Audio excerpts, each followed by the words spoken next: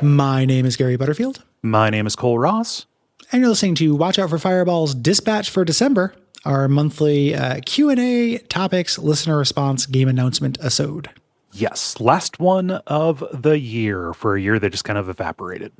Yeah. Yeah. It's evaporated, but it's also been a million years. Yes. Yeah. It is a non-Euclidean time. Mm-hmm. Is what's going on here. I'm going to go ahead and get us started here with Mick, who says, let me be the first to say it was a pleasure meeting Gary at PRGE. Thanks again for signing my Dark Souls 2 book. No problem. Got a spot for you, Cole, if I ever get a chance to meet you. My question, is there any old games or franchises that you'd like to see brought back with a new twist? Always thought a Mega Man roguelike would be fun and a fun new way to play a classic franchise. Much love. Yeah. Somebody's never heard of 20XX. Oh. Like there's kind of a Mega Man roguelike. Oh, I didn't realize that. Yeah, it's not actually Mega Man. It's just a Mega Man alike. Oh, that art is actionable. That hair isn't fooling anybody. No. Yeah, don't. Aesthetically, it is Nightmare Zone. There's that in a sequel. I haven't played the sequel. The original is fun for a time. Mm-hmm. Then you realize, like, kind of that Mega Man, those levels are so impeccably crafted. Yeah. For what they're doing, there's more care in those than I thought necessarily. Yeah. Yeah. This is tough, given our let things die instinct. Yes. Yeah. I was, because we were playing Castlevania, thinking about the notional Castlevania maker. Maybe that would be fun before the difficulty fucks got to it. Yeah, that's a fun idea. Yeah. For that. I feel like we're in like an area right now where everything is kind of getting smash fucked together. Yes. Like we got the Castlevania DLC for Vampire Survivors. Like things are getting genre bent in ways, and have been, I guess I say we're in the area, but there's like Silent Hill shooter on iPhone, stuff like that. Like things have been coming back in alternate forms for a while now. Yeah. Yeah. I forgot what I was going to say. Yeah. I don't know what I'd want to see have come back in that case. That isn't just, in terms of a classic franchise, like most of my classic franchise needs are being met. Yes. Yeah. Paul writes, hello. I was playing UFO 50 and totally open to try whatever it threw at me until I got to the block pusher. Nope. I have no interest in pushing blocks anytime soon, even if someone is doing something cool with it. I even get annoyed at the stack or remove crates to access the vent thing in MSims. Half-Life 2 and a couple other games get a pass because they have enough physics jank. You've talked a lot about systems in the past, like crafting, but what basic game design elements do you feel are poisoned? Yeah. Other than crafting. Yeah. Yeah. I'm kind of over like relationship scores that are directly exposed to the player in order to get and see new content. There are exceptions to this if the content is done very well, but like you see this, I feel like it bubbles up from cozy game kind of stuff. Just the dating aspects of things, and relationship links. Yeah, relationship links. So like I've got, there's a question in here that's about like Marvel Midnight Suns that relates to that, and that's not going to stop me from playing that game. But given somebody stuff out of a gotcha machine in order to maybe get them to like me enough to give me some quest is a little bit of a bummer. It just feels grindy. I think that's a bad mechanic. Yeah. Like there are times where I've liked content that's come along with it, but I don't like that part of it. Even like in games that I played and I liked on that, like when I first played Persona 3 and liked it, I did not like the put time points into sad janitor to get sad janitor story. Like, I don't think that's a good mechanic. Yeah. That's a good one. I'm starting, this is just current, like we've been talking about the Slack and stuff a lot lately.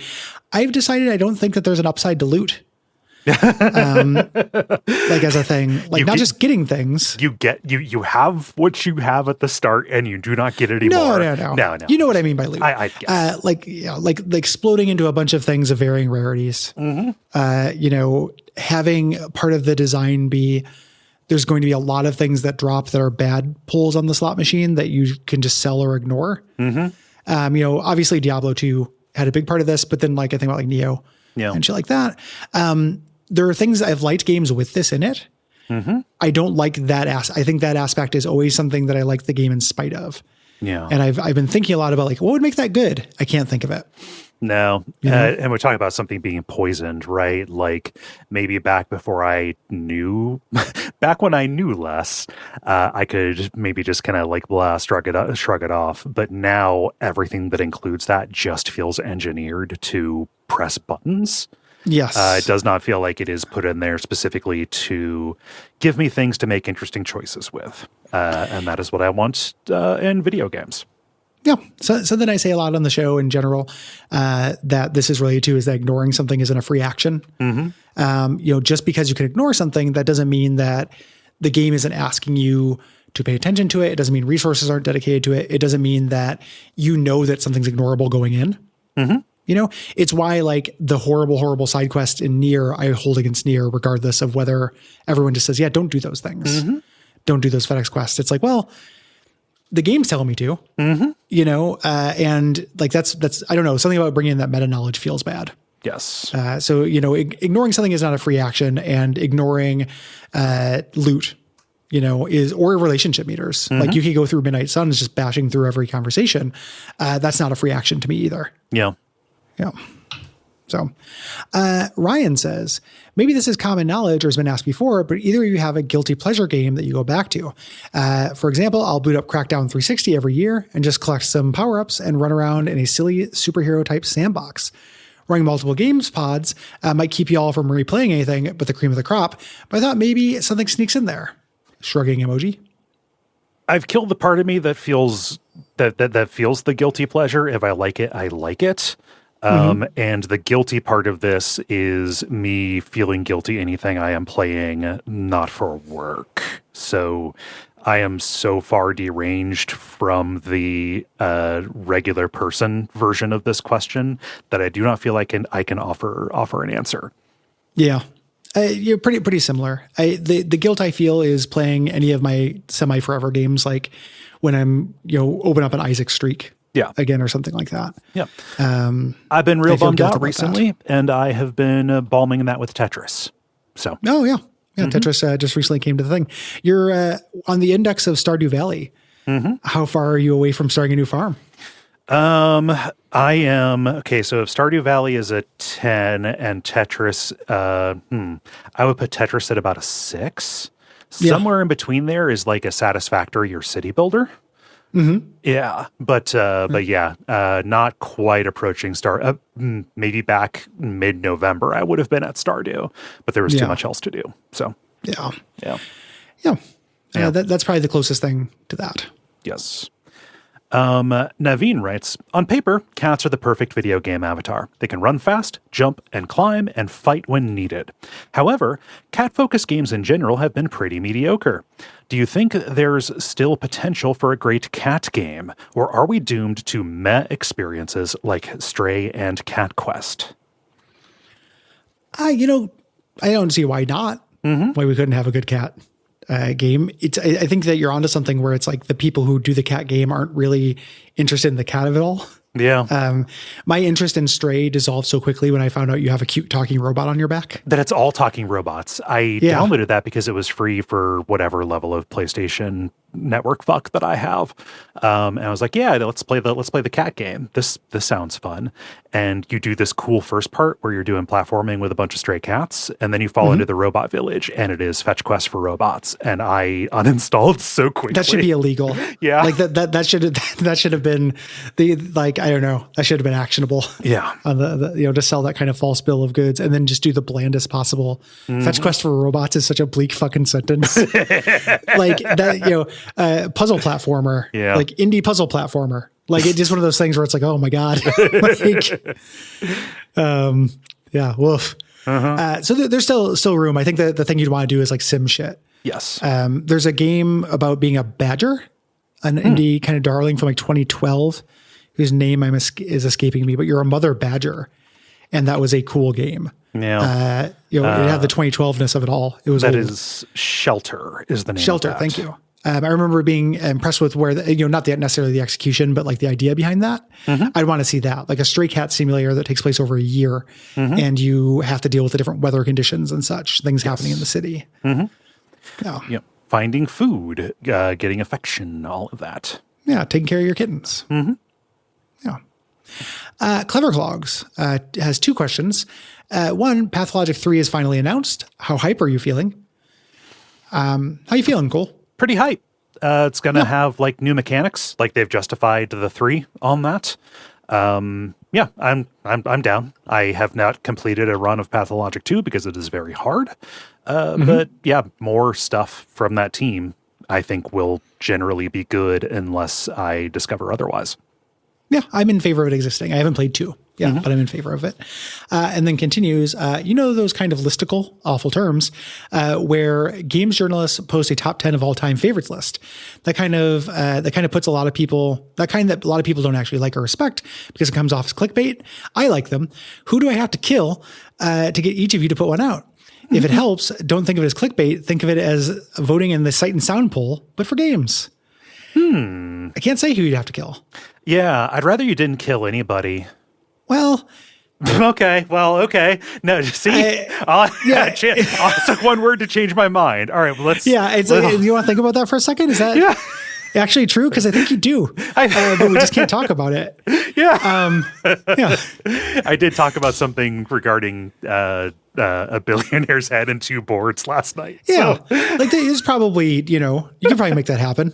Yeah. Okay. In Minecraft. Yeah. No, man, people have actually gone to jail for that. That is tissue work paper anymore? defense. Yeah, that doesn't work anymore. No. You have What to works say now? you have to say Roblox now.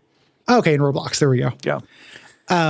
Yeah, I've done versions of this before for myself. There's that GameFAQs put out that one a few years ago where it like just pitted things against each other. I really like that structure. So it's just like you just have to ask like, what do you value more? Torment or Deus Ex? Yeah. And stuff.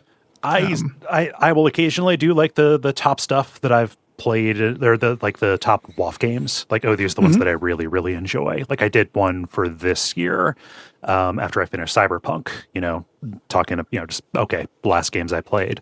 So that is cool. All time, it's hard, especially because deciding like strict rankings is a lot harder than just putting here are 20 things that I think are really, really good. You know? But because of the way text is laid out, chronologically, linearly, it's always going to come across like a ranking. So yeah, we would need to use something like that GameFAQs infrastructure, and that could be a Hail Mary on a dispatch topic at some point. Yeah. As like we did the listicle before. Like every once in a while, doing something fun like that isn't the end of the world, I think. So I had a joke I was going to make. I'm not going to make it. Yeah. What does Aiden say? If we did do that ranking, we could do it in a tournament style, but put out a big poll with people choosing like, oh, I love this game, and then use that as the seed, right? Oh, yeah. I don't know. I didn't mean to pitch ideas, but no. That is definitely something we could do. Okay. Aiden writes, "Howdy, fellas.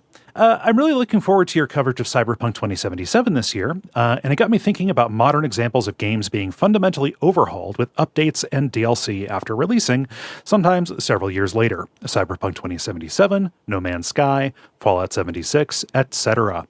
I know you rarely cover games right as they are released anyway, but has this phenomenon influenced your production decisions about coverage of modern games? Do you expect this sort of thing to leave some episodes feeling dated in the future? Thanks as always for the entertainment." Yeah, you're welcome. Yeah. We have a term, we call this getting scholared. When we put out something and then it no longer applies because of patches. Referencing the Scholar of the First Sin edition of... yes. Yeah. And not like when my Monsignor no longer existed because of patches. Yes. Yeah. I had to come up with a word other than cleric that would is for real life. I don't, this influences us if we know it's coming.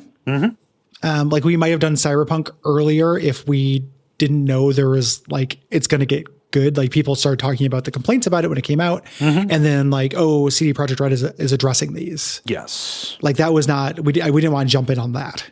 But anyway, I don't think other than that, it influences us that much. No. I think we just don't do brand new games that often. There is kind of a corner case with this in indie games with early access. I don't know if we've done... we've done too many games, but I don't want to cover a game that's in early access because by definition that's going to change. Yeah, no matter how feature complete it is, it just seems that seems silly. Yeah, we're not in a hurry. Nope. We're not trying to necessarily catch stuff while it's current. Yeah, r/patient gamers. Yeah, we're patient. Moses' plan says, question for Gary. What do you think of Magic's recent announcement that they're basically going all in on sets based around outside IP and making them standard legal? Is it inevitable destiny of all 30-year-old mega franchises to eventually turn into Fortnite? Are you mad or simply delighted at the opportunity to build Spider-Man and X-Men featuring Fallout theme decks? Personally, after thinking about it for a while, I think it truly sucks and damages a big part about what I liked about the game and its flavor. But also, every other day I wake up and think about it some more and think, it's not so bad, is it? Anyway, curious to where you come down on this as a fellow longtime fan of the game. Good question. It's hard for me to get too bothered about this. I think once the door was open to this existing, my desire to see how things are adapted outweighed my wanting there to be more purity. Yeah. Coupled with the fact that I haven't been invested in the Magic storyline for a very long time. That it felt like those things weren't super siloed anyway. Like I always basically played kitchen table stuff where if somebody wanted to play one of the Lord of the Rings cards in their deck or one of the Fallout cards, like nobody would mind. And I love seeing this is, how would you make Wolverine a Magic card? Yeah. Like how do the people who have done this for 30 years and have all that experience, how do they do it? What mechanics are they adding that are unique that try to represent Fallout? I get jazzed on that shit. So the idea that they are no longer siloed does not bug me. Yeah. Personally. I have no skin in the game because I do not play Magic.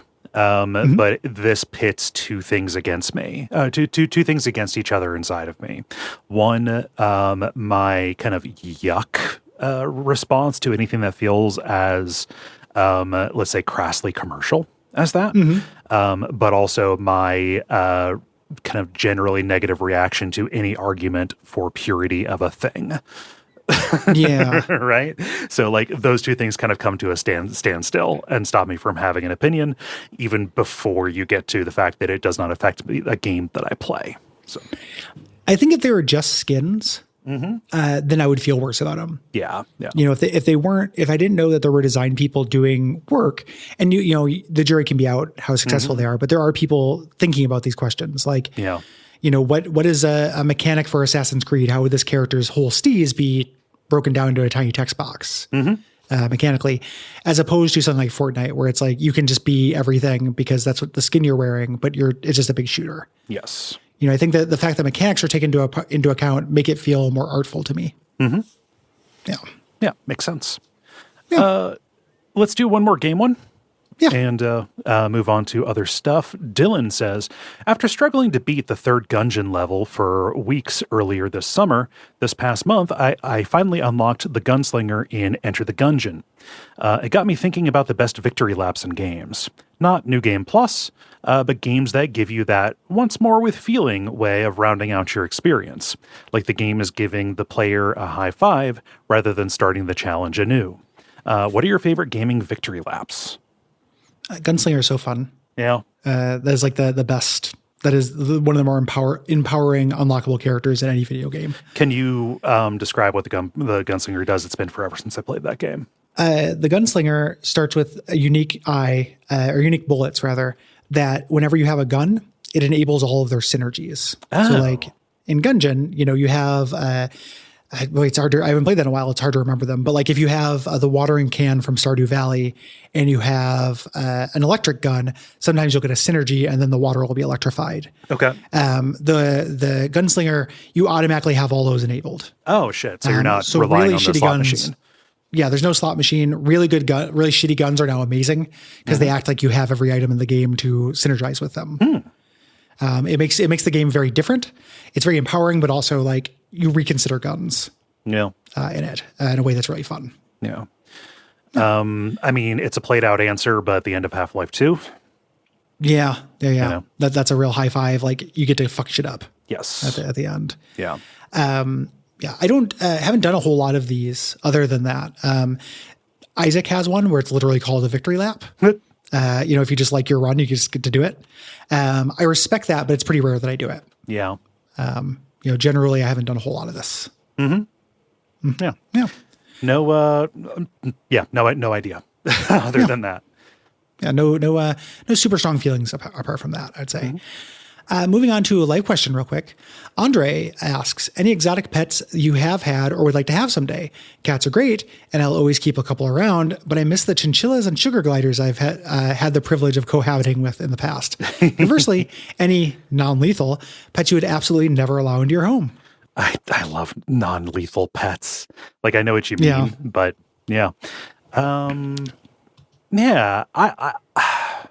The thing about exotic pets is they're hard to take care of. And I don't know that I can provide a good environment for them. Chinchillas are adorable. I've been around a pet chinchilla, but I think that I am a much better, it's kind of like with dogs. I'm a much better uncle to that kind of pet than I am, parent. Yeah. The keeping it alive is the hard part. Any of these things. And I could keep a sugar glider or a chinchilla alive. Mm-hmm. But I couldn't. The cats preclude a lot of that stuff because I wouldn't want to be like, hey, here's prey. Just you guys be cool, right? Mm-hmm. I have had hermit crabs. That's the most exotic pet I've ever had. Not very exotic. And they're also a little bit hard to keep alive. They die from stress. Yeah. They just get so overwhelmed. Just little coals. Every hermit crab, a little coal. Yeah. Yeah. And then also when they come out of their shells, they're disgusting. Yeah. They're really cute as long as they're in there. Don't show me the back of you. No.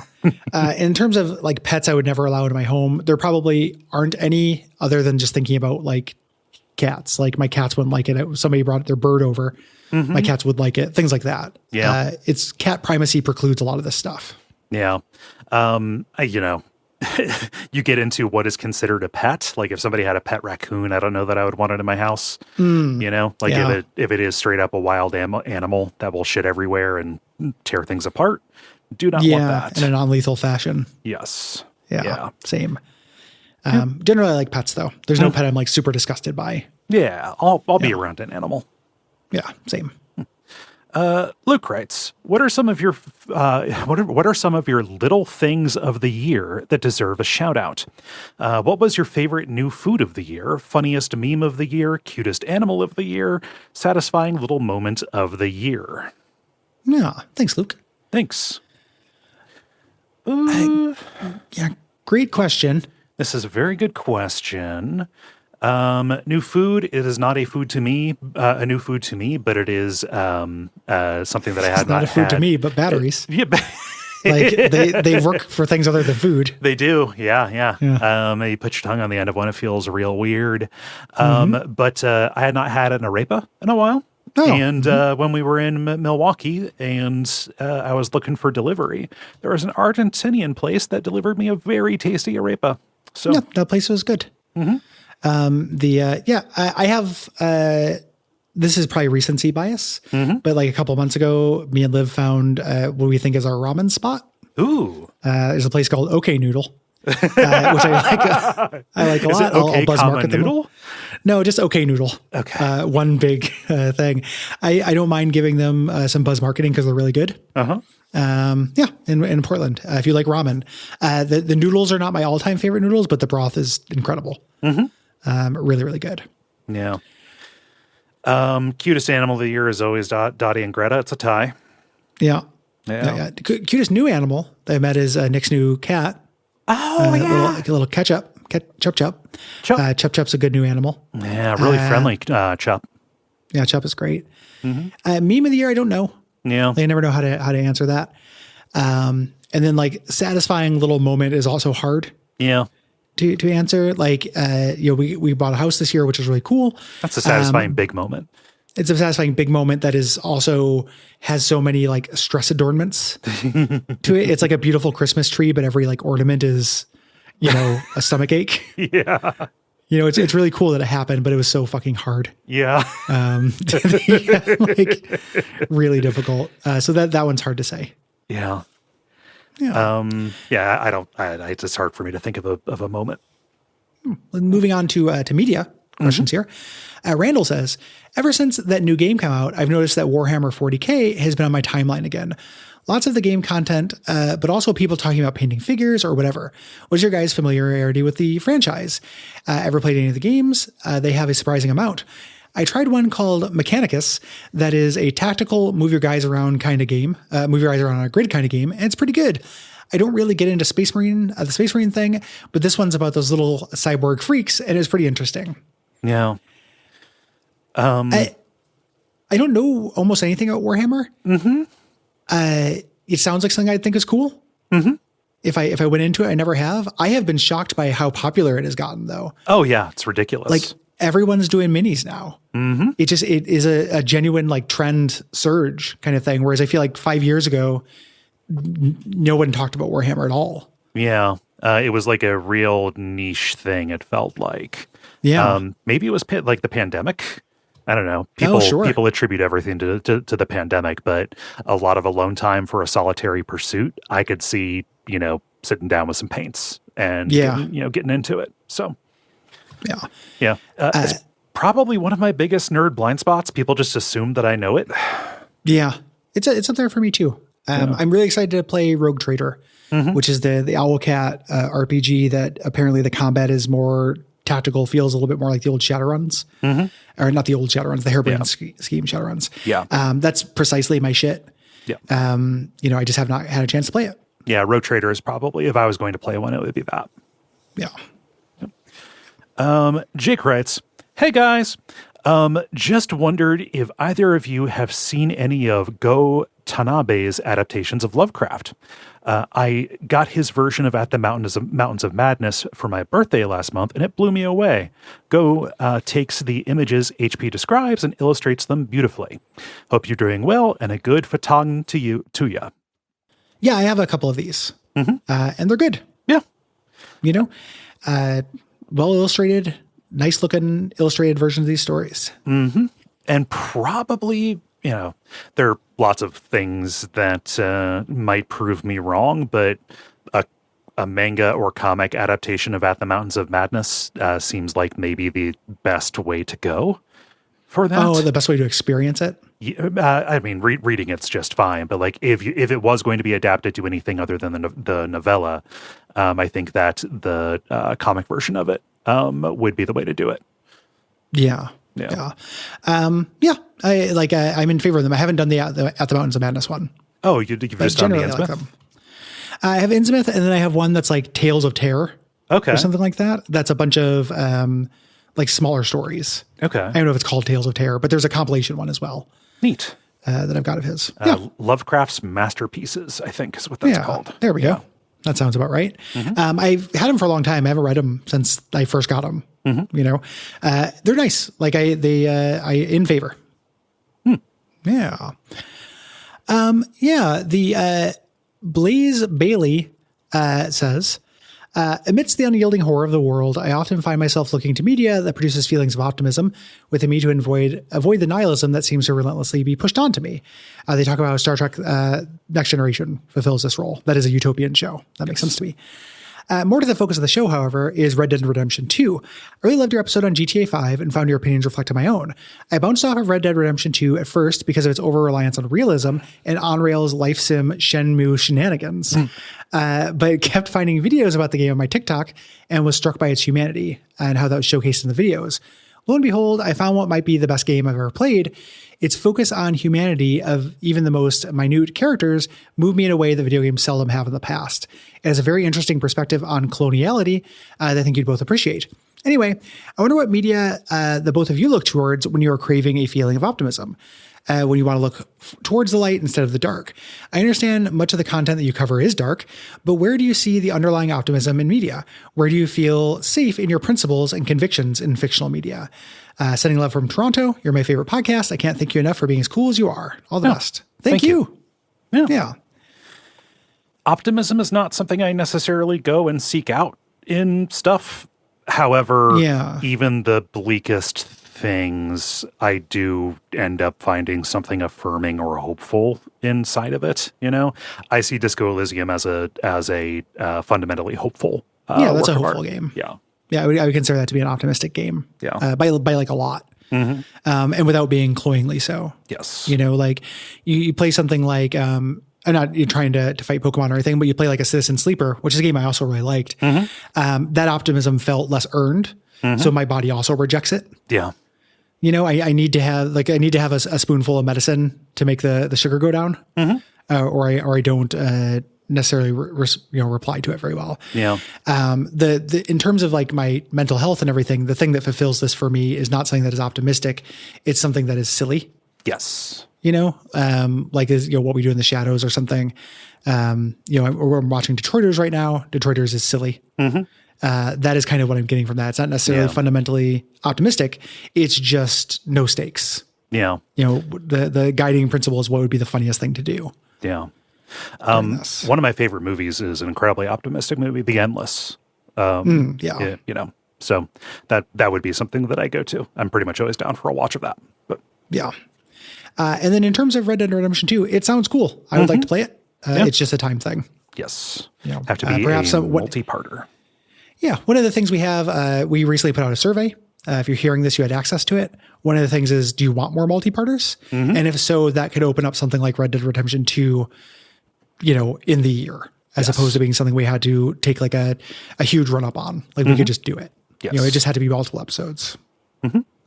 Yeah. Let's see. Do another 2 media ones and then move on to show? Yeah, we can move on to show. Yeah, let's move on to show. Because we got lightning round and stuff too, and topic. Yes. Show question, moving down here. Malachi, love that name. I am currently working my way through abject/exquisite suffering. Only 685 episodes left. Fuck. Listening to some of these earlier episodes, I am being introduced to a pantheon of individuals such as Crick and the ill-bleed libertarian. My question is this. Have you ever had anyone that you have focused in on, respond in any way, good or bad? Additionally, have there been any moments in your podcasting career where you have had to stop and say, "Oh shit, we have an audience now. We need to be careful with what we say." And there's something here, but we can say you don't have to read this on air. But to clarify, I mean a situation like where listeners might have harassed a dev. Yes. One of the things that I am most proud of is that we do not have an audience that harasses people. So if so, I've never heard of it. Yes. You know, and if so, we would nuke that person or we'd obliterate them in terms of chiding them. Because we're fairly careful about what we say. It is not going to be a thing where, if we say something and that listener says this was them telling us to harass devs, they have misunderstood us. Yes. That fault lies with them. And I can say that with like 100% confidence. Yeah. They have taken that too far. The person who made I Want to Be the Guy emailed and shared a game that they had made that also got remastered. They made a game called The Eternal Castle that looks very cool. It's like a platformer that relies on like glitching. That I have not played, but seems pretty interesting. They just kind of emailed to say like, yeah, still at it, still making stuff. And that was fun. Yeah. We generally positive in terms of that stuff or non-existent. Like in Abject Suffering, where I find a contact form and fill it out, they don't get back to me. The mailer demon gets back to you. The mailer demon gets back to you, or nothing. Like I didn't get a bounce when I asked the Pest Terminator for like merch. Like, do you have anything like sitting around? Just like nothing. I was like, I'd buy it. Nothing. Yeah. So generally not. Yeah. Which is good. Didn't make me feel weird. Yeah. I did. Yeah. Yeah. We want to be careful, right? Yeah. Max says, in a recent Watch Out for Fireballs, you discussed the worst games that you've done for the show. What are the games that for whatever reason cannot or will not be done? If I remember correctly, the Persona series, Death Stranding, and Metal Gear Solid 4 have been mentioned as games for various reasons. They're probably not going to be on a WAF. What are some other games that don't quite fit the show, and what are the reasons they don't fit? Well, again, we got scholared a little bit because some of these we might be able to do with, again, that survey and announcement that you've heard, but we just recorded in real life. Yeah. So it's a little weird. But some of the stuff we might be able to do with a guest. Yes. If you, Cole, like really want to talk about Death Stranding and I don't have to be there, fucking go for it. Like I don't, better you than me, buddy. Yeah. So yeah. So that is, we did get scholared on that one pretty good. So this is a hard one to answer now. I think there's stuff that previously we would have thought didn't fit the format. Big open sim game kind of things where it's just kind of more of a tool or a toy than it is an actual game, or it's like a sandbox, make your own fun kind of thing. We have made efforts to stretch the format of the show where something like that fits in. Right. Yeah. So, right. And when you think about stuff, that only one of us likes, like we've made accommodations for that possibly. The only thing I think that will never be on the show is something neither of us have anything to say about. Like Kingdom Hearts. Yeah. Yeah. What would that episode be? I don't think we're going to do that. But if one of us has something to say about it, kind of regardless of what type of game it is, we want the show to be able to accommodate it. Yes. Is kind of the plan going forward. I don't think MGS4 is going to be covered. Yeah. I know. What do you're recounting a movie. Yeah. Yeah. Big shout out to Jeremy Parrish, who was like, if I can go back in time and give that a 6 instead of a 9, I wish I could have. Yeah, I love it when popular opinion ends up lining up with my crank opinions in the future. No, it sucks when you're right too early. Yeah, it feels great when you're right. When it comes around. Yeah. And final show question here. Let's talk about music. Bonfireside Chat's gloomy acoustic guitar sets the stage wonderfully, while WAF's upbeat synths have great energy. But I'm also very partial to Best Quality Vacuum's excellent mashup, especially its dour outro. But damn, Abject Suffering's intro and outro are so catchy. I'm often humming them throughout the day after I listen. I know you may not listen to them much anymore, but what are your favorite show tunes? Thanks, Gary and Gwen, for your fun compositions. And Cole. Yeah. Cole did the Bonfireside Chat and level music. Neither me nor Gwen did that. Yeah. I if I disliked any of the music that was on a show, I probably wouldn't use it. If I was on the show, I wouldn't like that. Yeah, we'd put a stop to that earlier. In some way, shape, or form. And the ones for the newer shows where we've commissioned music for them, like we give notes and stuff. Yeah. We also wouldn't, turn those down. I really like my favorite, I can't pick something that I did because that's silly. My favorite show theme we've had is the Orb theme song. Yeah. Gwen killed it with that. Yep. The spirit of it is perfect. Boom, boom, that is my favorite. Boom, boom, boom, boom, boom. Yep. I think that's really good. Yeah, I think I approximated it, but I ended up doing Enter Sandman, so I apologize. You were doing Enter Sandman, which is not how that goes. I wouldn't like it as much. Yeah, Enter Sandman would not be an appropriate thing for the Venture Brothers. Yeah, so fuck that one up real bad. That was like very much just Welcome Sandman. I wasn't going to call welcome it out. Sandman. Welcome Sandman into Sandman. Well, welcome Sand. He has to be welcomed, then he enters. He's a Sandfire. Yeah. The Orb one is really good. I don't know. I like them all. The Abject Suffering one is very good. Primarily because of that. The intro, like the strings. Yeah, I like your Mario Paint stuff. Thanks. Yeah. Let's do some lightning round. Lightning round. Those Who Left says, who was your Mario 2 main? I was a Toad kid myself since he was so quick, but there's something chaotically exhilarating about Luigi. Sign of the times. Ripped from the headlines. I mean, Luigi. Yeah. I cannot countenance a Luigi's jump. I was a Toad Mario. Hybrid. Yes. Kill me. Mario, what'd you do?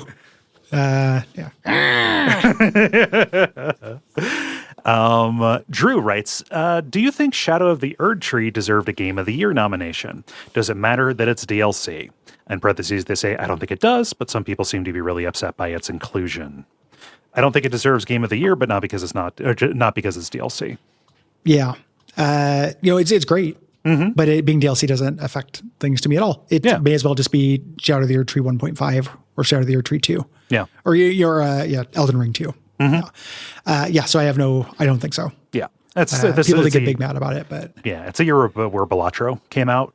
Like, it just like, even though I enjoyed the Silent Hill 2 remake more, I would say Balatro has to take it because it's new. Like, it's unique on the world.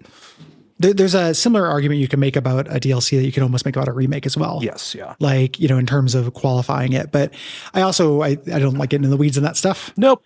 I have a vague, spiteful happiness that Wukong didn't win because the guy who did it, shitty. Yeah, the developers are shitty and also freaked out. They didn't win. I'm kind of glad that didn't happen. Yeah. And I'm interested in Astrobot, but it's going to be hard. I don't think I would like it more than like Balatro. Yes. Probably. Michelle says, okay, you're in a room with 100 strangers and you have to pick a song that most people enjoy. Which song do you choose? For my money, it's Baby Love Bye by the Supremes. Well, Ain't Too Proud to Beg by the Temptations. Yeah, Ain't Too Proud to Beg is really good. It maybe ABC by Jackson 5. It's so hard to go wrong with Motown, honestly. Motown's incredible. A wide cross-section of people. Yeah, basically any kind of Phil Spector, like Be My Little Baby, like something like that. Like that's, or, those are all great songs. Yeah. So something Motown. Yep. That is a quick hack. Aiden writes, hey guys, did you see any of the new trailers or reveals from this year's Game Awards show? Anything in particular got you excited? Thanks for the great shows as always. Thanks, Aiden. No.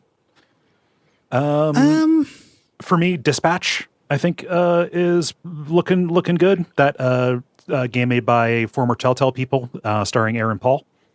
Yeah. Yeah. I think it looks pretty neat. I didn't watch a bunch of the stuff that popped out for it. So just kind of waiting for more information. Yeah, that's the thing. Is generally where I'm at on that stuff. I also don't watch every trailer. I just look at the list of trailers. Yeah. And if it sounds cool, I'll watch it. Yeah. Yeah. And then Night Rain is weird. I will play it. Yep. I'm curious, but it is worrying to me. Yeah, concerning. It's like they made a game that is, not serving us. Yeah, well, the Sekiro roguelike, your two favorite things about FromSoft games. Doug says, since it's the season, what are some of your favorite holiday media? Movies, songs, etc.? Yeah.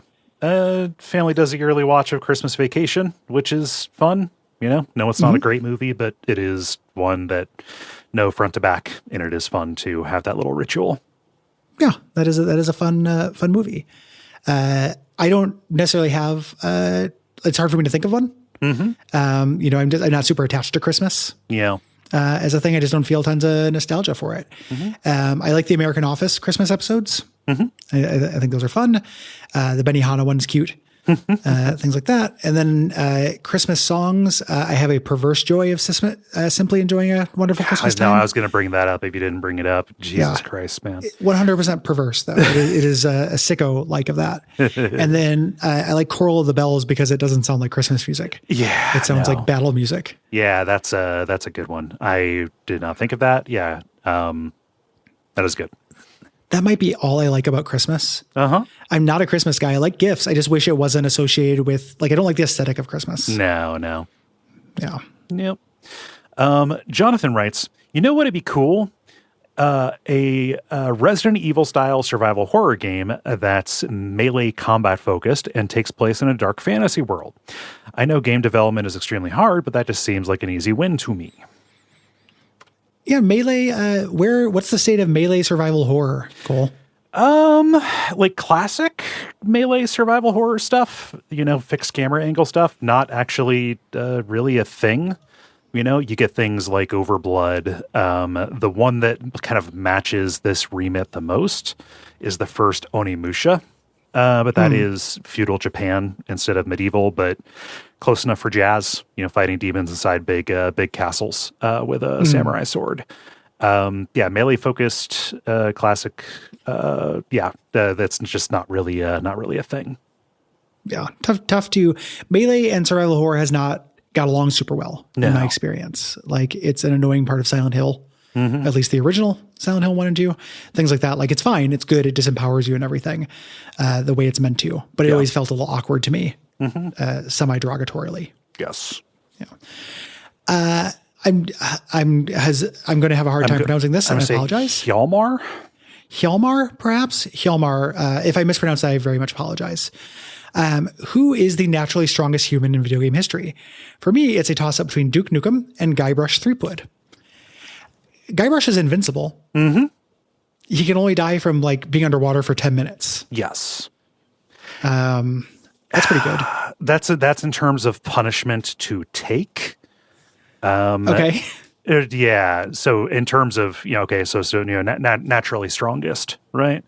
So that is receiving punishment. In terms of putting it out, like, somebody's going to swing in and say, like, oh, whoever is the main guy in Asura's Wrath or whatever. Sure. Or you're, like, destroying planets with a punch. But, or somebody's going to swing in and say, well, Goku, you got games with Goku in them. Yeah. When you have video games with Goku and the Hulk in them, you can't go wrong. Yeah. I don't know. It's a good question. Somebody invincible, I'm going to put. Because then you can outlast your opponent. Rope-a-dope. Yeah, it's the Homer Simpson syndrome.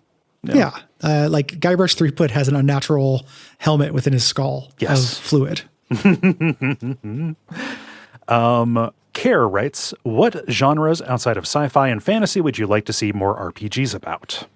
That's a great question. Horror. Horror. But also all of them. Yeah, please. The idea that everything has to be either sci-fi tech corridors or swords. Like, I like swords, but we can do so much different. It's real. That. It's real big. I like both kinds of music, country and Western energy. Yes. Yeah, big time. Horror would be great. And horror is there's so much to that. As well. I want to see, and we get a little bit of this, like with, what is the Torment, not Planescape Torment, but the Tides of Numenera. Tides of Numenera, like high weirdness. Like something that is like a general surreality that's kind of sci-fi and fantasy, but also has a really different flavor. Yeah. I mean, Earthbound, like, what does that count as? Yeah, like a surreal realism, but it's also been so long since we've had an Earthbound thing that's like actually Earthbound. You look at Earthbound inspired things like Undertale, they don't take place in a real world. Yeah, it's fantasy. That Americana was not part of it. And you get stuff that shades, right? Like I would call Fear and Hunger a horror RPG, but also that is incredibly medieval. Yes. Yeah. Lisa being a post-apocalyptic RPG with that is neat. Like whenever anyone kind of steps out of this, I generally get pretty psyched. It just does not happen enough. So, but yeah, horror would be a real easy putt. Yes. I think. And the center of both of our hearts. Chaz Cheeto says, what are each of your personal favorite games that haven't made their way onto WAF coverage yet? Could be a childhood fave or something new to you? No. That's a good question. That is a very good question. I don't know, like stuff that would have been a bad fit before we announced the guest episodes thing. So like Satisfactory or Prison Architect or RimWorld alike. Yeah. Yeah, it's this, the idea of having guest episodes opens up the possibility of me doing a Microprose Magic the Gathering episode. I love that game. Yeah. That is probably my favorite that we haven't covered. It's not my favorite. It's not the best. We just been doing this for a long time, so we've covered a lot of stuff. Yeah. Jordan and Maya write, "'Tis the season. Happy holidays. Thank you for providing another year of incredible podcasts and distraction from the horrors. Thank you. My question is, what is the best gift you've ever received, and what is the best gift you've given?" Yeah. Lots of candidates for this. Last year, or it might have been the year before, but I think it was last year, Liv got me custom Magic cards of the cats. Nice. Very darling. I love that. That was a really good gift. I love those. Looking at them right now. Yeah. The best gift I've ever received, my brother gave me tickets to a falconry lesson. Remember when I did that? I do. Yeah, that was fucking great. Yeah. Just like, oh shit. It was like just an afternoon, but I got to, control a bird. That was cool. Yeah. Very cool. Or suggest to a bird what to do. Yeah. A bird got to control you. Yes. And last year you sent me those Mist 3 figures. I have Savedro and Atris up on one of my shelves. Yeah. That was very good. I was beaming when I opened up that box. Last year, or for my birthday this year, Will got me a wooden, like engraved wooden piece here. And it's the paragraph from Disco Elysium of him finding his ID. Oh shit! Yeah, I know. Which is one of my favorite passages in games. That's because you turned the same age that he is. Yes. Yeah. That's exactly. I turned 44 and the same age as Harry Dubois. Which that's a great gift. That's a real showstopper. Will is a good gift giver. Yeah, that's really good. This is a gift that I'm giving somebody this year, but something I'm going to give for my dad this year. I got him one of those retro handheld systems. Okay.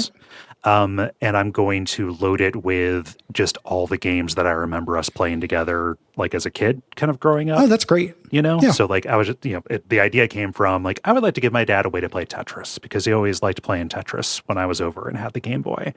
And turns out like there are just not very good dedicated Tetris handhelds.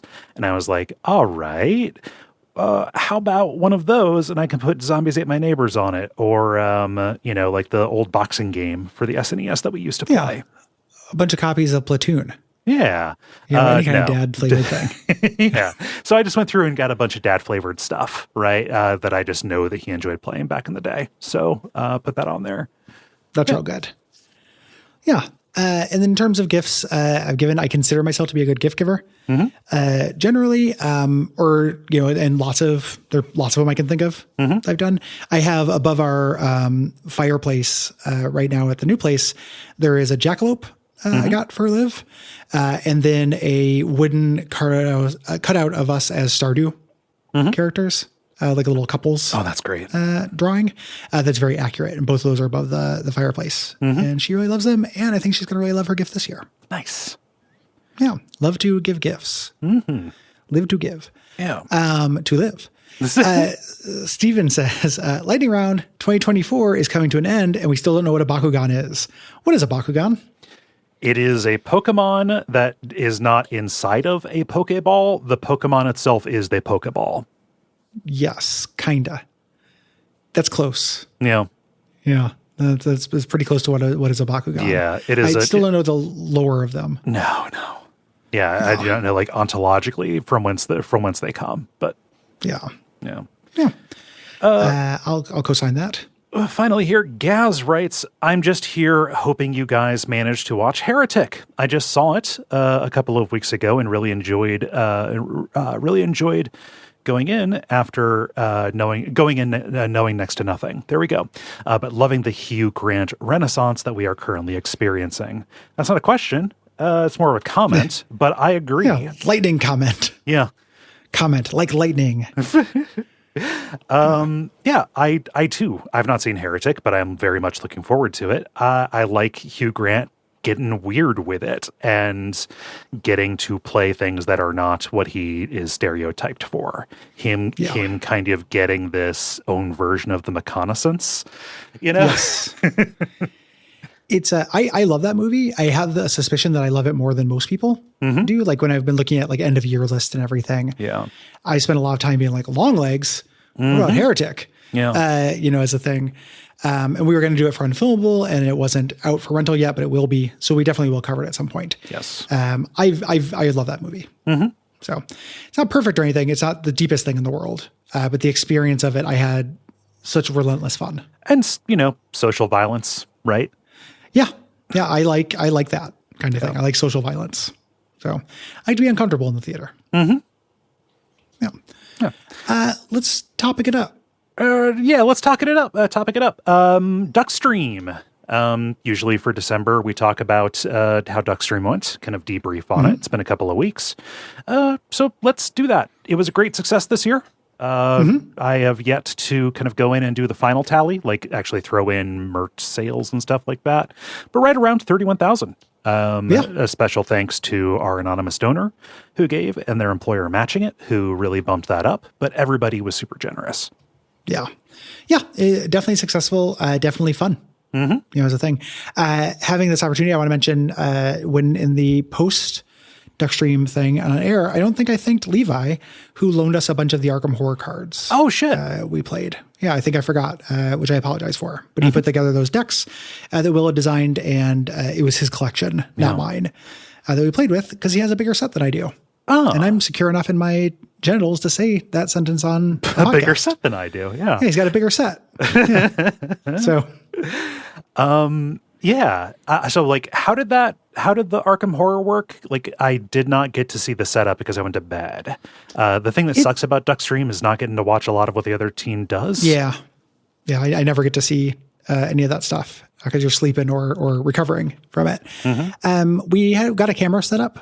It's like network invested in. We have a camera set up now so we can do tabletop stuff. It's just a series of cameras over the table.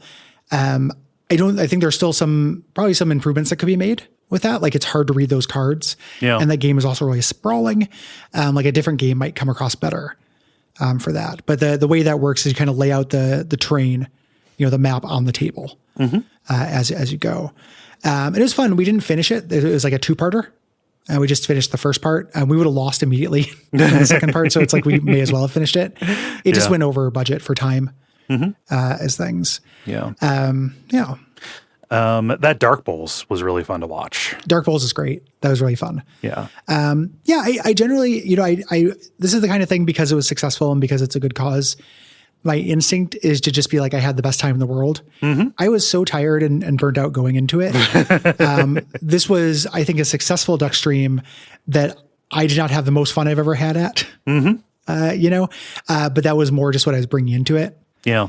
Was just being extremely burnt out. And since last year, we do the night shift. Since last year, I go to sleep early now. Gwen, Nick, and Will all are more night owls than I am. Like, I'm, generally in bed, like reading and preparing to sleep by 10:30. Yeah. Now. So it is a bigger ask. Like, I got terminally tired during it both nights. Yeah. And felt a little bit bad. Like, I don't know if I am doing a good job enough of being on and being entertaining, because I am absolutely fucking blasted. Yeah. So makes sense. Oh. Yeah. I don't have too many feelings about it, but I do have mild feelings about it. Yeah. How did your Balatro go? It went okay. I just kind of crunched for time because the segment before had gone on longer than we thought. So I didn't have a chance to do a second try. It was also the last thing that I did last night. So I was trying to beat anything on Gold Stake, and I got to ante 5, and there was a win in there. I just was too tired to find it. Yeah. In the way that Duckstream works, that's real silly, is that, like, for me, we spend the whole night being super overstimulated. I'm more tired than I've ever been in my life, but then I go home and I've just seen too much light and stared at too much screen. That you can't sleep. Like, you just go through things. So one of the things I was going through in my head was like, I could have won that. Like, here's how I could have won that. So rest assured, there was a win in there, but I lost and we ran out of time. So, yeah. What was the game show that you did? Game show. I did a game I made, Will and I made, called Plausibilities. That is taking the base thing of us, our Plausible Lockhorns project. If for people who don't know, you take a bland old newspaper comic and you erase the caption, and you come up with something they could have done. Yes. You know, the joke of it is that things like Family Circus and Ziggy and Kathy and Garfield are so hacky that you can just kind of come up with. Yes. You know, one. So I took that as the initial idea with some comics, and then kind of expanded it to like, what would be, Burger King has launched a brand new burger. I'm going to assign each of you a new burger, and you have to name it. Here are some examples of the way that Burger King names their bullshit. Okay. And stuff. So that was second round. And then third round was lightning round. And that would be like, this is the name of the Cozy Games Showcase winner for 2025. And just like, and people just say like A Gentle Garden. And I'm like, yeah, no, that's plausible. Or it would be, a comics like, what is Kathy thinking right now? And Kathy, stuff like that. But it was a close game. Okay. And I still have, cause I didn't have a way for them to give me secret answers. I didn't build a whole game show set. I still have in my phone, I had them text me their answers for things, and everyone's is so good. Everyone did a really, really great job on it. It's very funny to like pull up my phone and be, ready to text Will or anything, and see the last thing he texted me. And it's just a single line from, that Kathy would say there. Yeah. Yeah. Huh. And did pan karaoke go better this time? Yeah. Yeah. I had a lot of fun with that. Nice. I think that was good. Looking at these things Nick gave me, I told you to take out the trash, not fill your head with it. And like, even just hearing that, you can kind of guess what shitty old newspaper comic that would work for. Yeah. Everyone did a really great job with that. And Will won a copy of the DVD copy of The Prestige. Sweet. So it's the standing prize for plausibilities. Standard def, it. Yep, exactly. Karaoke was real fun. We just did our own stuff. That's good. More than, we didn't get as many requests. Partly because I put my foot down and said I didn't want to do songs from Hamilton this year. Okay. I'm over the joke. That might have disappointed some folk. Well. Tell me about randomizing, because you got through that in the first day, right? Yeah. So not randomizing, adding mods. Shitload of mods to the Resident Evil 2 remake. That was really fun. Did you get a chance to see any of it? I scrubbed around a little bit of a clip of it, so I saw just a little bit of it. Yeah. So it was kind of like two different things. So I was running the City of the Dead mod, which is a difficulty mod that adds just way more enemies and will shuffle things around. So enemies will show up way before they normally do in different parts of the police station. There's also like a little bit of a critical path change as well. And then on top of that, I did just a whole bunch of cosmetic mods. I went on Nexus and looked for the ones that I felt would be funniest. So instead of Claire, it was Heather from Silent Hill 3. Leon was Squall from Final Fantasy VIII. There was somebody made a mod to turn the knives into gun blades, which was fun. And obviously had the most fun with Mr. X. Mr. X was RoboCop, and when he was near, it played Katamari on the Rocks when it was really pursuing. That's a perfect song for that. And the City of the Dead mod makes it so that there are two Mr. X's. So I had two RoboCops, just like Dos Equis. Yeah. Yeah, it was Dos Equis. Yeah. So I had two RoboCops coming up, and what I wish happened was that it would play to Katamari on the Rocks, just a little bit like the Dear Sister sketch, where it was like out of sync. It was just, two of them. But no, it was just one Katamari on the Rocks when there were two of them. So that was a little bit of a bummer. Yeah, that's awesome. What did you end up, because I think that you anticipated that lasting longer than it did. What did you end up filling the time with? So I knew it was only going to last one day, so I kept the intention a surprise. Have you heard of the Kendo's Cut mod for the 1998 Resident Evil 2? Only because I know you covered it. Yes. For the stream. That's the only time I've heard of it. I don't know anything about it, though. It is, Gary, it is so fucking delightful. It's very hard to install, but Okay. I can just send you the folder with it if you would like to play around. So it is a version of it's a comedy mod for Resident Evil 2, the original one back in the day. It's actually two of them. There's the mod and then there's the sequel. In the first one you play as Leon, and the second one you play as Claire. But kind of the idea is what happens if Kendo, the gun shop owner, does not die in the beginning of Resident Evil 2, instead runs away and survives. Like a sliding doors kind of thing. Yeah, pretty much. And in the first one, he's like, he just keeps on showing up in different places, unexpectedly. Like when you put the two red gems into the statues in the art room there, it doesn't open up and reveal like a medallion or whatever. It's Kendo's head in there. Right. Oh, okay. And the very funny thing is that no new dialogue was recorded for it. They are just chopping and screwing like the 7 lines that he has. Okay. That's very funny. And they pick situations where it maybe kinda can work. Okay. I like that. And in the second one, it goes off the rails. You get into like really weird time anomaly stuff that starts pulling in things from other Resident Evil games and even Resident Evil games that didn't come out. That's really fun. Yeah. Like, what's her head? The original protagonist. Yes. Yeah. Yeah. So like, I don't know. I went into it thinking, yeah, well, this'll be fun. How much of this is going to be like goofy or memey or whatever.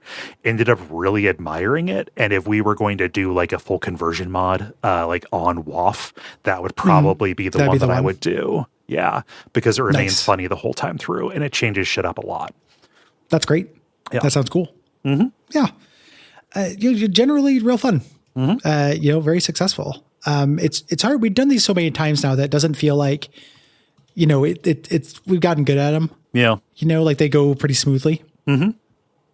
Generally, it's hard to think about what else happened. Yeah. So that was just a success. I just want to talk about the stuff we did. Yeah. And thank everybody. Yeah. For tuning in and helping out and everything, helping us meet our goal, and then also keeping us company. Yeah.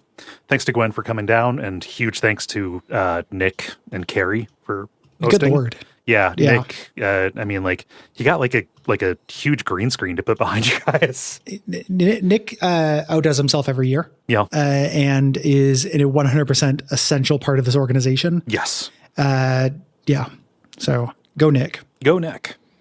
Yeah.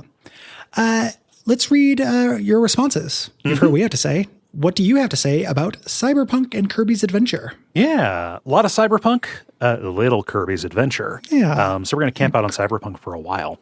Kirby is Nino. And let's get started with Dustin, who says, I was showing my wife that you can customize your nipples in Cyberpunk's character creation when my daughter walked in. I backed out of the nipple menu, zooming out to show my character's full body and penis. My daughter screamed like you would at a jump scare and ran out of the room. Even though I've only played 3 hours of the game, I feel like I got my money's worth. That's great. Yeah. I'm going to assume your daughter's like a teenager.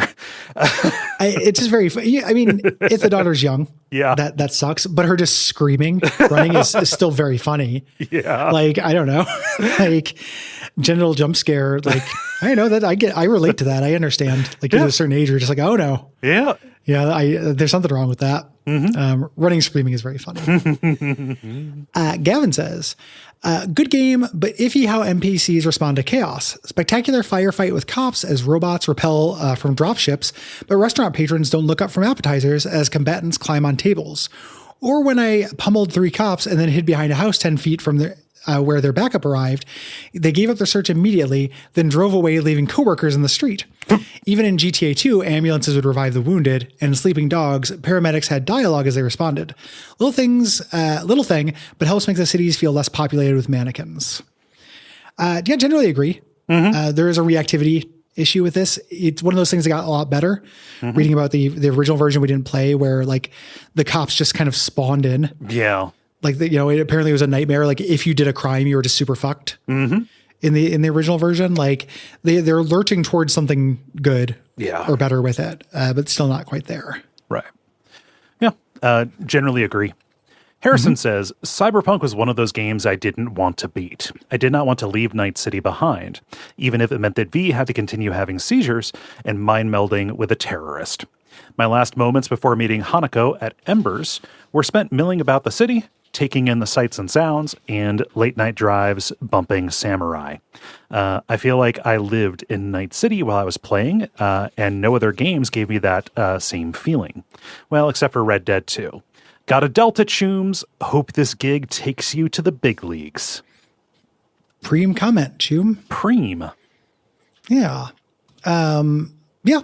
It is I think the zoomed out version of the city is very, very well kind of sketched. Yeah. Like the city does have a feel to it. I never really caught into the actual geometry of it. And little things like the previous comment did have a distancing effect for me. But there is, like, if you take a screenshot of it with the ads and the neon and the way the cars and everything look, it is very, very well sketched and painted there. It conveys what they intend pretty well, I think. Yeah. Yeah. Eliana says, love that you guys are covering my favorite RPG. Want to note a few things about your commentary. One, there is additional legendary gear that you receive if you subdue all the cyberpsychosis victims without killing them. I'm pretty sure you get more XP for each one as well. Two, street cred does affect how certain people treat you and will sometimes give you easier options and missions, i.e. someone will give you information because they recognize you. And three, I agree driving was a difficult adjustment. I recommend doing it in third person mode. Always. Can't wait. Yeah. Cannot wait to hear the rest of the experience with the game. Yeah. Definitely did that in third person mode. Still did not particularly like it. Yeah. As a thing, but it was easier. That way. Yeah. It's good to hear that the street cred thing is there, that does function as something else besides a discount meter. I don't want them to like blare an air horn whenever you get a new option because of your street cred. But I didn't feel like it was connected to anything. So yeah, I even forgot about that when I was thinking of the 4 different parallel non-interactive advancement methods in that game. Yeah. In terms of the additional gear you get for doing the cyberpsychosis thing, like that is cool. I do, partway through the game, we talk about this in the most recent episode, like the creeping sensation that the only thing that happens in this game are guns and cars. So like the reward box and the currency is just guns or cars, made doing things for a reward start feeling unnecessary. Yeah. Everyone's giving me a gun that's like the best gun I've ever had, and it's all fine. Yeah. Like every single one of them is adequate. You know, they weren't expressive enough for me to care too much. Right. Personally. Yeah. Let's see. This is me. Drew says, no comment on the game. I played a little at release, decided to come back when it was less broken, and haven't made the time yet. But fun fact on the music. You mentioned that Run the Jewels did a song for the soundtrack. Several other pretty respected punk and metal bands did as well, including Tomb Mold, in-game as Bacillus, a fairly underground death metal band with lyrics about Soulsborne games. Just strikes me as a funny connection. The vocals are indecipherable, and I don't see the lyrics posted anywhere, so my official headcanon is that there's still a contingent of death metal weirdos burping about Solaire in Night City 50 years into the future. Nice. Yeah. That stuff, I just don't have catalog enough on punk and metal to recognize that stuff. Yeah, I just I saw Run the Jewels and I was like, hey, I recognize that. Yeah, wasn't purposely trying to give anything short shrift. I just don't, it's just not my circus, not my monkey. Yep. Music wise, that is a cool detail though. Gordon says, hi guys, possibly one for adaptation decay, but the utterly excellent Cyberpunk Edgerunner animation was a surprise hit last year.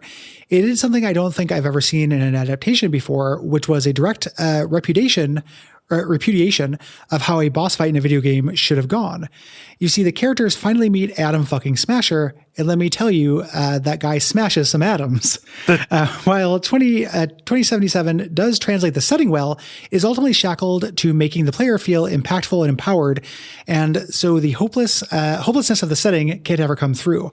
Cyberpsychosis is just a mechanic rather than a degenerating and insidious end to addiction, and an individual can pack just enough chrome to push through the capitalist horror. I suppose this is an example of the tyranny of fun in video games. It really got me thinking about if these elements could ever be effectively translated outside of a horror game. What are your thoughts? Yeah, they could have done that. Yeah, they could have. Like I mentioned again in the last episode, me waking up and checking my email and being like, hey, you're behind on your rent. I was like, oh, cool. This game is playing in that space. I have to do this stuff because I have to, and then that rule of fun making me richer than anyone in the city for not very much effort, does undercut that a bit. It's easy to see choices they could have made that would have made that work. Yeah. Same thing with cyberpsychosis. You're, instead of an essence cost or being dehumanized by taking more cyberware, you just have a capacity that goes up when you put points into it. You never feel anything bad for having cyberware. Like cyberpsychosis could have been a mechanic that your character had to fight off as a balance. You get these really powerful abilities, but you have a chance of losing control or something. Like all kinds of stuff. They could have had it where people treat you differently if you are, super chromed up. At this point, it doesn't even, I don't even think the cyberware you put in affects your appearance at all. So you can't end up like a maelstrom, kind of thing. There are definitely plenty of ways they could do that, up to and including just making a cart life in the setting, right? Yeah. Yep.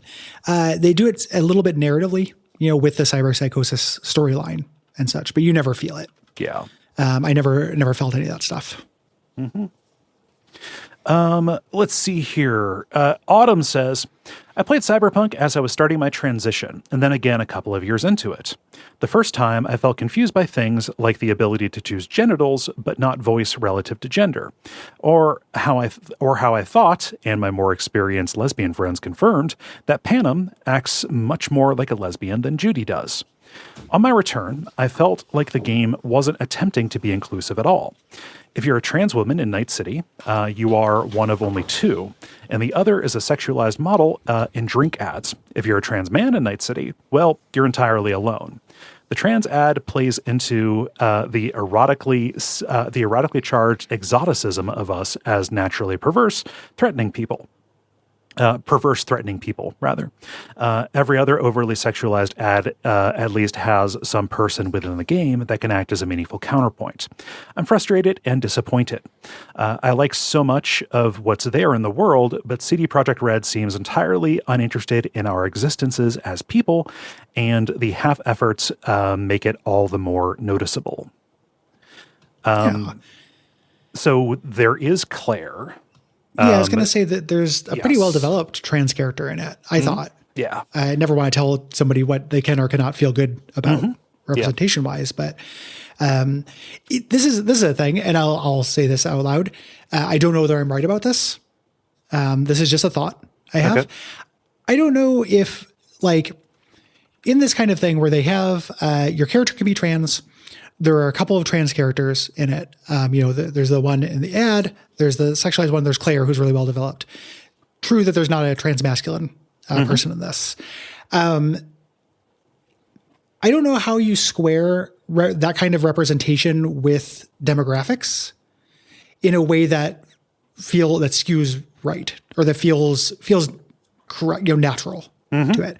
What I mean by that is that, like, it is we're obviously invested in the trans community. We have a lot of things, we do for them. Like, we're supporters. It is a small population. I don't know. That doesn't mean that there shouldn't be representation, but how much makes sense? Like what would feel not accurate, I guess. Does that make sense? Yeah. I think that when it gets to a question of quantity, of representation, that is a little bit of a false. Feels a little bit like a bad thing to chase. I think that what I would be looking for, again, as somebody with no skin in the game, is just a trans story, as opposed to taking any given character and putting on them like, oh yes, and also they happen to be trans. Right. So, like, Claire's storyline of, really, really loving her husband, in part, and especially because of the fact that he was there pre-transition and supportive, that feels like a very good, a very good use of the representation to me. So I think that, like, even before you get to, quantity, it is, does this actually reflect experiences in a way that both is honest about the topic, but also reflects the way that it, plays around with, the setting and the themes that are on display. Yeah, and the idea of that gender fluidity increasing in the future. Yeah, just Like if you're looking at transhumanism generally, transgender control over body and expression, feels like it would come into it more than it was there, right? Yeah. Yeah. And I don't want to, take away from Autumn's point, like the idea that there is a dichotomy there in having a lot of iconography and everything, and having it be a back of the box point for when you create your character, but not being as represented in the world as she would like. Like, I get that. As a thing. I don't have the reference for it. Yeah. To me, that felt like a good representation. Claire felt good to me. Yeah. Yep. And I can totally see, wanting to have a little bit more to, let's say, like pay off or pay for the overly sexualized ad, right? Yes. I can totally understand that. Yeah. It's did not set off my specific alarm bells, but I understand. Yes. Yeah. This is me, I believe. Zoe says, "Hi guys. Cyberpunk was originally a game that I would have never picked up had I not watched Edge Runners, which on its own I still have complaints about. It was interesting enough that I felt the pull to at least give it a shot, expectations very much so tempered. As I progressed, I never once felt surprised by anything that the game threw at me, and a lot of the big twists of Quest felt either predictable or groan-worthy. A lot of the fun I did have was just hopping on my motorcycle, setting the radio to whatever station I cared to listen to, and driving around to look at the vibes, or as I took in the vibes. A lot of my issues with the game more so stem from the setting itself, so I can blame CD Projekt Red for stuff like cyberpsychosis, a concept I think is pretty dumb, or I can't blame CD Projekt Red for that concept I think is pretty dumb, but I can blame them for making Portal jokes over a decade after Portal has been relevant. Overall, I didn't expect a lot, but I was certainly expecting something better than what we got." Yeah. Yeah. I was charmed by the Portal thing because it had been a decade. Yeah. But only because of that. But generally agree. I don't think the twists and stuff were super good. I think it plays better than the story stuff. The story stuff that pays off is really good, I thought. But the number of hits per misses is not great. Yes. Like, it's a game I liked, but I wanted to love. Yeah. Pretty much about the same. Riley says, "My favorite theme in Cyberpunk 2077 is mortality and death anxiety, a theme that I find very relatable. With V dying and Johnny having died, this core theme comes up a lot. Highlights include Jackie's funeral, talking with the sex worker at Clouds, and Johnny's graveside chat. But where it hit the hardest was the end of the game. Like V and Johnny spent the game assuming Alt could fix things. I spent the game assuming she could safely merge them like the Delamain side quest or in Ghost in the Shell. A happy ending all around. But wrong city, wrong people. The rug was pulled out from under me and I was left staring at my deepest, most existential fear. V was going to die, and more importantly, someday so am I. There's still joy and beauty to be found in the endings, my favorite being V giving Johnny the life they can't have, and the whole game is about the connections V and Johnny are able to make while alive, and the impact they have on others. But the willingness to be a downer at the end, to not give us the easy out, and let us linger in the bad times is something I really appreciate." Yeah, I didn't think of the foreshadowing of the Delamain thing as a misdirect. For that, we talk about it in the episode. I'm not sure. I can't know their intentions with that. Yeah. As a thing, it felt very obvious to me that it was setting up for such a thing. Yes. So the subversion of that didn't hit for me as like a purposeful subversion to like take the wind out of my sails. Not least of which because I thought my ending was pretty happy. Yeah. Going off of the Aldecados, looking for a cure was really optimistic to me. But it's also one of those things where I talk to people, in the Slack and talk to people, things, it does feel like the things that you and I did during this, a lot of people are like, obviously you don't do that. Like everyone did Jackie's funeral. Okay. Like every single person who I've talked to when confronted with should I send him to my friend to fix him up or should I send him directly to his mother? Like, oh, of course you send him to the mother. I can't believe that's optional. It's the only thing I would ever do. And I'm like, that just feels just a very different way of thinking. Yeah. Than I have. Like, that's just different than how I read the situation, I guess. Here's a robot car with your dead son.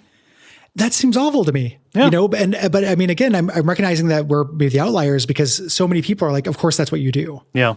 You know, she's Hispanic. She wants to see her baby boy as soon as possible. And I was like, I barely know her. This was 10 minutes into the game, it feels like. Mm-hmm. You know, I don't know. I was not acclimated to making decisions based on what that character would like. Yes. I was still kind of role playing as myself in part because V is a cipher. Yes. You know.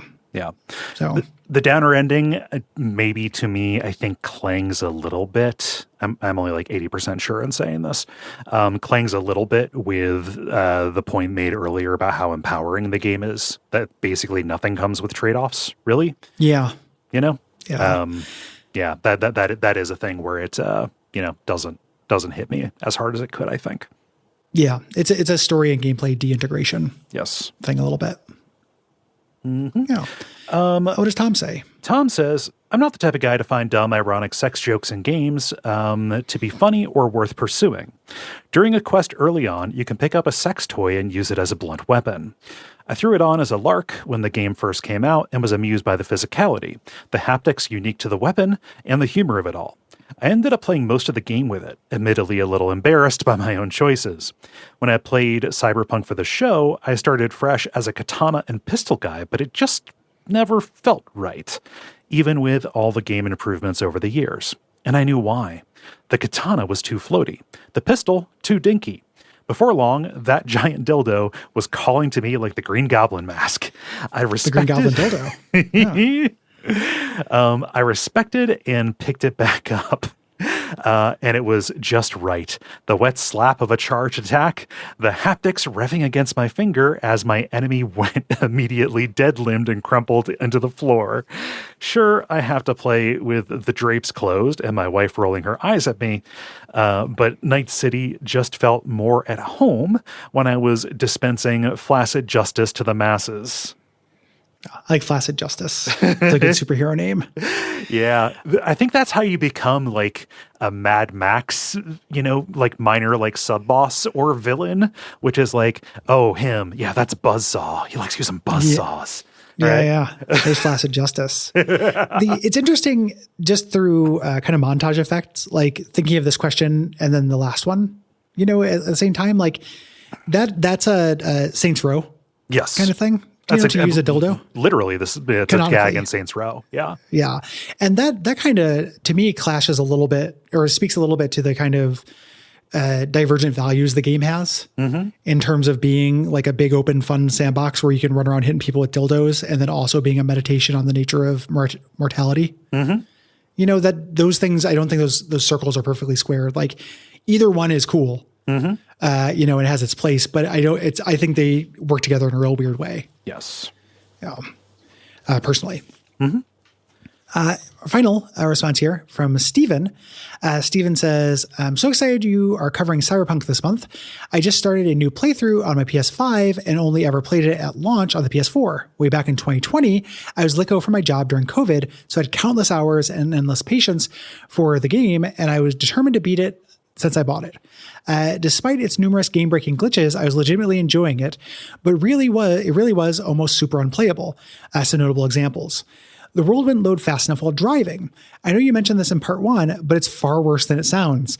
Lighting effects and streetlights would pop in out of nowhere, and if you drove fast enough, another vehicle might randomly come into existence underneath your bike and eject you straight into the nearest NCPD officer. 2, any crime resulted in immediate police action where they'd teleport behind you and start firing immediately. 3, there's a perk called Commando that made you invisible in water, even though there's practically no use to swimming. 4, I could not complete Pan Am's quest line because she got in her car to drive me somewhere and the car flipped. Reloading didn't reorient the car, and I couldn't get into the passenger seat while the car was upside down. Every so often I would drive out to the Badlands and check on her to see if she managed to flip the car, but I'm sure she's still there to this day. Just a bunch of scientists with clipboards and slide rules. That's like, great. An anomaly. This is a Keter class car. Anomaly thing here. The biggest issue was crashing. It crashed constantly. You want to fast travel, crash. Use an elevator, crash. Start a cutscene, crash. It became so frequent, I got in the habit of saving before using an elevator just in case. My personal favorite moment was the game crashing during the credits. I don't know how playing a pre-rendered cutscene and an audio file could crash the game, but that was my last moment with the game until now. I'm now playing the PS4 version on the PS5, and it's honestly such a fun experience. It did crash 3 times in my 20 hours logged so far, but that's a marked improvement. Yeah. I did try to download and play the PS5 version, but I found the PS4 version ran much more smoothly and was actually much better graphically. I find that even with the upgraded hardware of the PS5, I prefer to download the PS4 version since it tends to hit that sweet spot of performance and graphics better. Curious if you guys can recall any other notable examples of games that play best on specific hardware.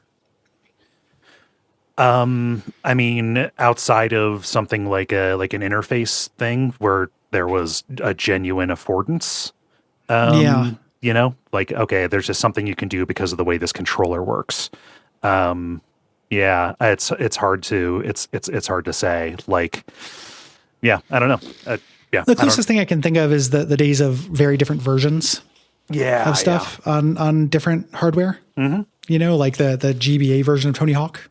Right. Like that's the closest thing I can think of to that. Generally, though, I haven't done very much with that. Mm-hmm. This is still like a very useful response because a lot of people play this game, and vanishingly few people will have played the version that no longer exists. Yes. You know, that, and kind of just getting the scope of this stuff is pretty amazing. Yeah, that's why I included it, even though that was kind of lengthy, was because, I just hear somebody who kind of enumerated the stuff that they ran into and how kind of bonkers unacceptable it was.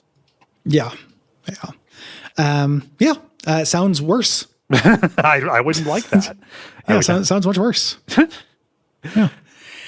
Thanks everybody for writing in. We Gary, have one Kirby. I know. I was bringing us into Kirby. Thanks everybody. Thanks at a Kirby emergency. Thanks everybody for writing in. We're going to move on to Kirby responses, and you just had a Kirby attack. Gary, it sounded so much like you were taking us on to announcing what February is going to be. No. I got this. You trust me. All right. All right. So Kirby, here we go. Andrew says, I never played Kirby's Adventure until recently, despite my love of the games as a kid. Kirby's Dream Land was one of the first games I ever owned, and when I got Dream Land 2, I played it for hours straight until, content warning, this is going to be gross, pus leaked from under my thumbnail. Christ almighty, Andrew. That is such a mismatch. There is nothing that you need to do in Kirby. Dreamland 2? Yeah. It's Baby Town Frolics. It's not even like Mario Party or something where you have to like tap or. Wow, he's owie. Okay. Okay. All right. No, I'm going to believe you, but. Old weak thumbs Andrew. I know who Andrew. Andrew's in the Slack. Yes. I'm not just roasting a random guy. Actually, playing Adventure now was a wild experience because it's all kind of there. About the only major missing Kirby standard is the secret ending. Post Dreamland 2, you would have had to get all of the secret switches to unlock the Nightmare fight, or else just see the credits with "the end" after defeating DDD. While that is to Adventure's credit, it also kind of reflects the stagnation of everything afterwards. You could cut everything but Tilt and Tumble, Canvas Curse, 64, and Forgotten Land, and you wouldn't lose much. Putting Kirby in Mega Man X's Robot didn't hit as hard for me as it did others. Anyway, it did remind me of why I got so obsessed with the series as a kid to the point of minor self-harm. I'm assuming the pus thumb. Despite the idea of Kirby as a baby game, they do a good job of countering the fight ability by putting spikes in tight hallways and giving the mini-bosses gotcha jump attacks. Still not as hard as other classic games, but I did lose against Meta Knight quite a few times. Overall, a pretty amazing package for its time, especially compared to Dreamland 3, which I also played for the first time this year and found to feel so bad in the hands that I quit on World 1. Yeah, I've never done Dreamland 3. I think that's the one with the Anapals. That's the SNES one. Yeah. Dreamland 3? Mm-hmm. I thought there were 3 of them on Game Boy. So Dreamland 3 is on SNES. I do not know if there is another one that is not Dreamland that is on Game Boy. There's Kirby Pinball. Yeah, because that came with the Rumble Pack. Is it? Yeah, I thought I remembered Dreamland, because Dreamland Kirby 1 is amazing because it's really boring. Oh my God. Yeah, I fired that up just because. Yeah, Kirby without the gimmick of Kirby. Uh-huh. Like it reminds me, that game actually reminds me a lot of the Capcom Little Mermaid game. Oh yeah. For the NES, where it's like a super easy platformer where you can move without cost in 3 dimensions. Mm-hmm. On the Z-axis rather. Yeah. And that's a hard thing to design for. Yes. We haven't recorded our Kirby episode yet. We're doing that tomorrow. Yeah. So we haven't had our Kirby thoughts and things, but I can say I did not need Kirby to be simpler. No, not at all. Which Kirby's Adventure is, I think. And later they do some things to try to spice it up a little bit. Yes. I'm also glad I didn't have to do all the switches to get the secret ending or anything. Like once I realized, the commonality between Cyberpunk and Kirby is that like once I realized the bounding box of what a reward could be, it had a disincentivizing effect on me. Yes. It was fun at first to find all those. And then I was like, I just don't need to play this mini game again. Mm-hmm. Yeah.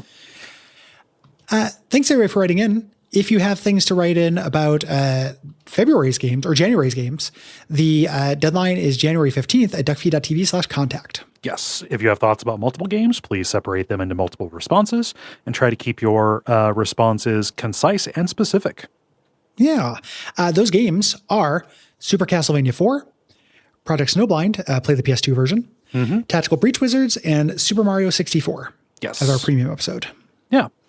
And we're going to announce February's episodes, one of which is going to be Strange. Somebody executive produced us talking about the interactive Netflix film Bandersnatch, the Black Mirror episode movie thing that is a choose your own adventure. Yeah, and we'll kind of talk about those general, there's a couple of those that are up there. We're going to cover Bandersnatch in detail, but we'll talk about the project kind of generally and this idea of these choose your own adventures. I'm excited. I've never watched that. And I think it's a cool idea. Yeah. So the next one, this is my vanity pick because we switch. So Cole gets October. I get 2 in the beginning of the year. Project Snowblind is my January. I'm pretty excited about my February, which is Tenchu Stealth Assassins on the PS1, a game I've wanted to talk about for a long time. Frustrating, but I feel comfortable putting you through it because of save states. Yeah. If we were raw dogging it, I probably wouldn't pick it. No. If we were raw dogging it, I probably wouldn't go back to any. I mean, there are very few PS1 games I would go back to. Yeah. Just taking them raw. Yeah. This is a really neat game. It's super ambitious. It's a cool approach to stealth. And when I played it, I'd never played anything like it. And no one ever talks about it. So very excited about that. Yeah. And the premium episode for that month is going to be Scald Against the Black Priory. Yes. Yeah. Which sounds so tremendously like my shit. But I have not played it. I'm really excited to play it. So it's hard to say exactly what it is. It is a strategy RPG, but with a very specific, think like Infernax kind of look, like how that's harkening back to Zelda 2, but with this really hardcore kind of aesthetic. I'm not sure exactly what this is calling back to, but it feels like a very specific kind of early 90s PC RPG. Nice. Yeah. I'm psyched. It looks cool as hell. I'm very excited to play it. Yes. So if you want, if things to say about those games, that's February 15th. It's always the 15th. It's always the deadline. If you're listening to this and you are any kind of marginalized creator and would like us to shout out your project, please send me an email at gary@duckfeed.tv. Include your pronouns, link, pronunciation, anything that might be useful. We'd be happy to do it. Yep. What else? You can help out the show by leaving a rating or review wherever you happen to find or do those. You can also tell your friends. That helps us out. Also, we have a listener survey going on right now that was announced back with the State of the Union thing, announcing some changes back then. If you're curious about those, just go take a look for that. Look for the post, etc. But yes, please fill out that survey to help us understand you better. Yeah, we would appreciate that. Leave us ratings, reviews, tell your friends about us, things like that. Join us and thank our producer, Gwen. Yes, Big thanks to Gwen. Oh. And we'll, or what was that? No, I don't. Oh, sorry. I think it went, meh. It was an utterance of assent. Ah, yes. The Ascent Utterance. And yeah, until next time, we'll see you next week. Yeah. Take care, Super everybody. Castlevania 4.